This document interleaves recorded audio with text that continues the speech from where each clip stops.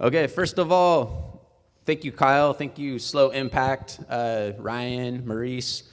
Thank you, CSEF, all the generous sponsors, all the fantastic speakers, and of course, all of you, the attendees. And also, thank you, Tim Ward, for the bicycle. I really appreciate it. All right. So from obstacle parks to community hubs, a new trajectory for skate park design. So my name is Taj Hanson. I'm a landscape architect and urban designer from Portland, Oregon. I work at a firm called Walker Macy up there. We do landscape architecture, urban design, urban planning. And I'm a skateboarder of 30 years. Every session is still a struggle. All right, yay. Represent. So skate park design has come a long way. I see this as a blessing and a curse. I think what we've been accustomed to now is a process of extraction, separation, and containment of our culture, a distillation and simplification. So what you can see here is what I'm phrasing the one-dimensional obstacle park. This is where a city tells us we belong. I think everyone has seen an empty full pipe and an empty bowl. High cost and low social impact. So I think there's a correlation between the more extreme a park is, the higher barrier for entry and usability of these spaces. So I come from the Pacific Northwest. We really have three options typically for skate park design. We have Dreamland, Grindline, and Evergreen skate parks, which kind of dominate the field up there. And I think we've become kind of used to a really rigid interpretation of what a skate park is and who they should be designed and built by. Concept options. In this case, I feel like you're defeated before the project even starts.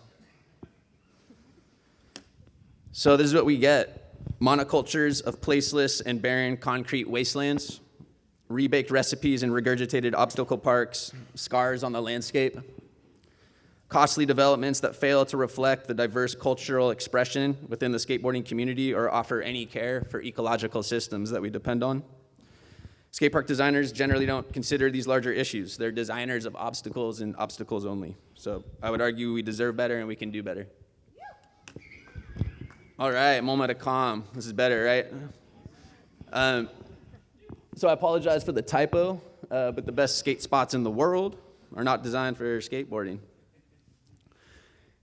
Here we have the Brooklyn Banks, Harold Hunter. The other side of the coin was street skating. The design of public spaces and civic infrastructure is catalyzed improvisation on our part.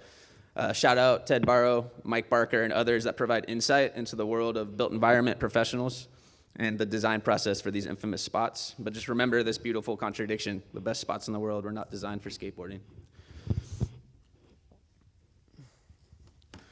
So I see us as really having the most intimate relationship with the city. Street skating, we take agency. We're activators of neglected urban spaces and creators of community. This appropriation of space is taking ownership of our urban habitats. As Hamad pointed out in this powerful piece, Skateboarding Solidarity in Palestine, shout out Skate John, check out that article. Hamad says, street skating is a political act, an act of resistance. Street skating gives us agency. And I think it's important to remember that sometimes skateboarding means not skateboarding. I would argue that the tricks are the least important part of what we do. Congregating, lurking, hanging out with friends is the most important part.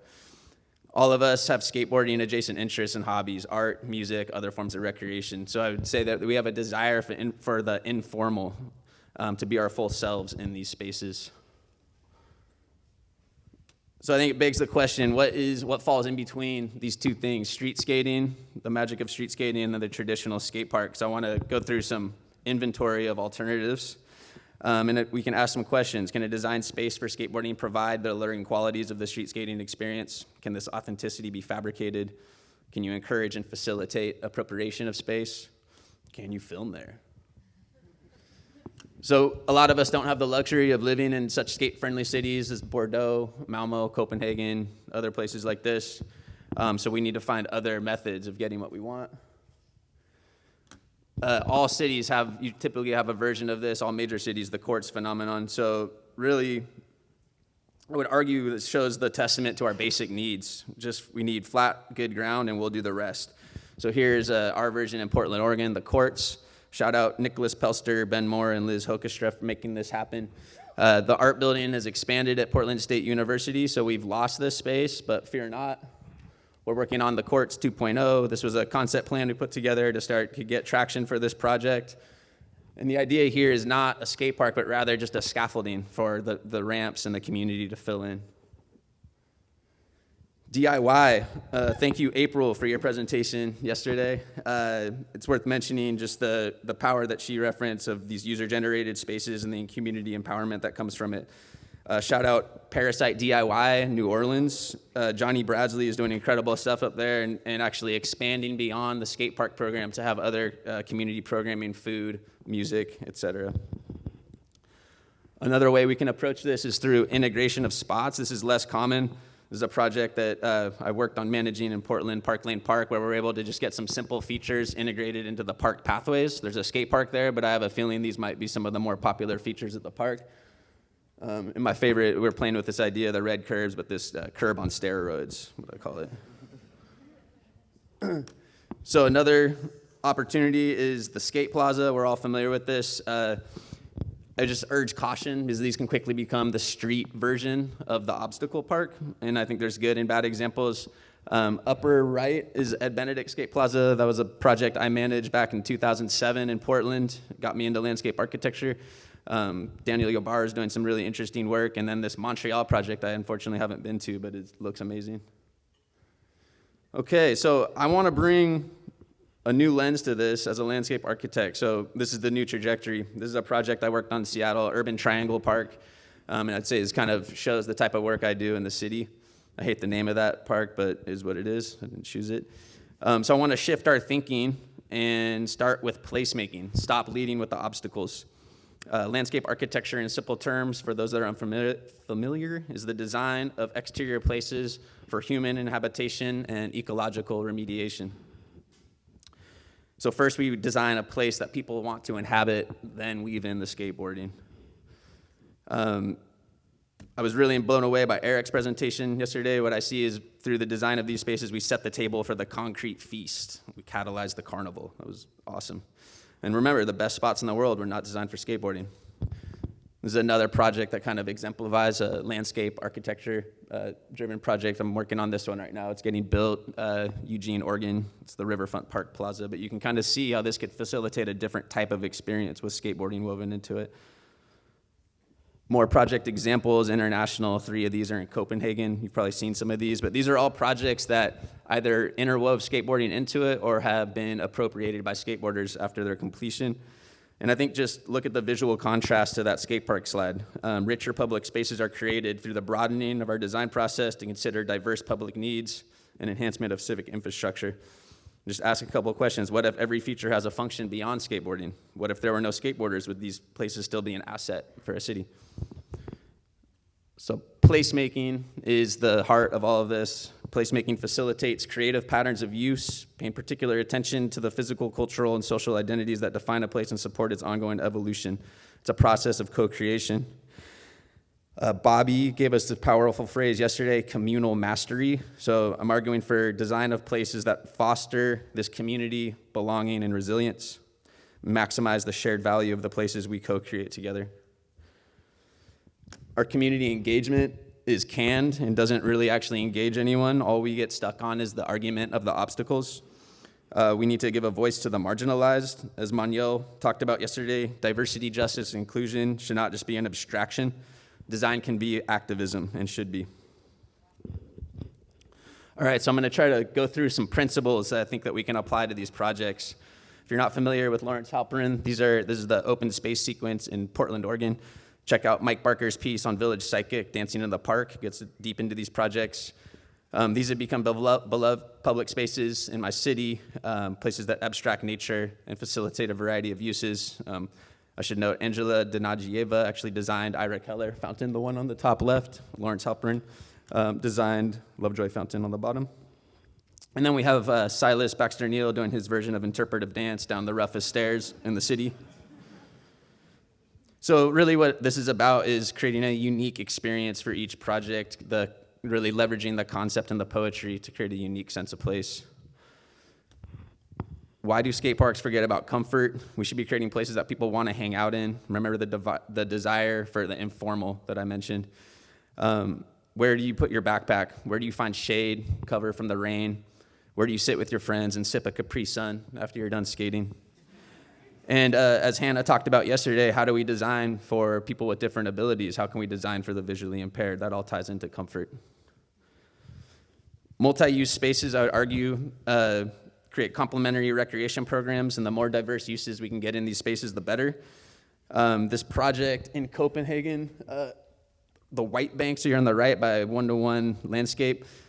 When I went there, you had people picnicking, people playing basketball. There's a rock climbing wall, legal graffiti wall, skateboarding, all happening in a tiny courtyard space. Materials matter to skateboarders. Materials tell a story and help create an experience, create a rich environment. Not every surface needs to be float finished concrete.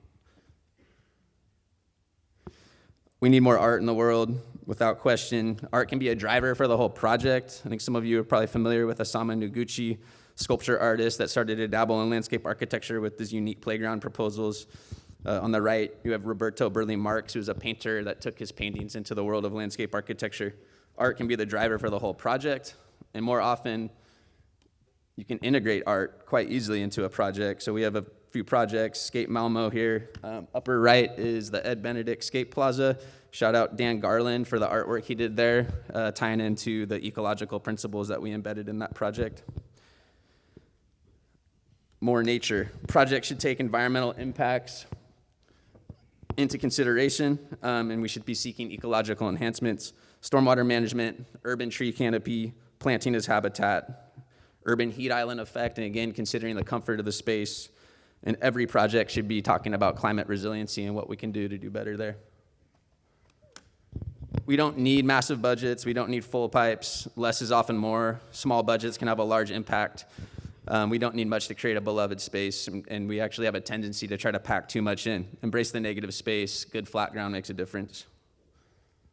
All right, so kind of coming to a close. This is the paradigm shift I'm proposing here. So going from skate park to community hub, formal to informal, separated to integrated, singular to diverse, hard to soft, sterile to rich.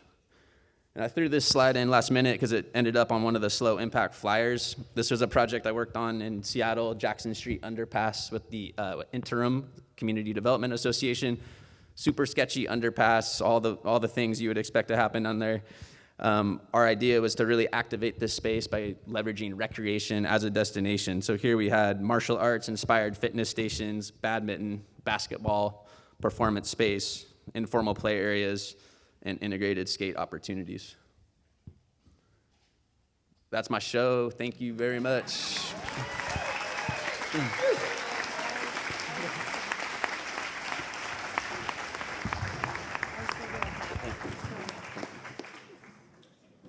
All right. Whoa. Sorry. Let's questions for Taj.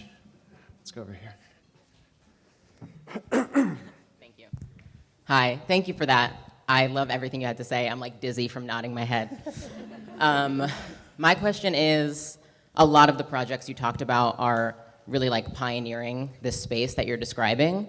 How difficult has it been as an urban placemaker and a landscaper and a designer to not only design skatable spaces, but to have the conversations with these cities to make it legal to then actually skate in these spaces you've designed for both skaters and non-skaters? I mean, I think it's a great question. I think we're at the crest, and that's why I'm saying this is a new trajectory. In my work, I have found clients that are receptive to skateboarding. So there is like a transition in thought.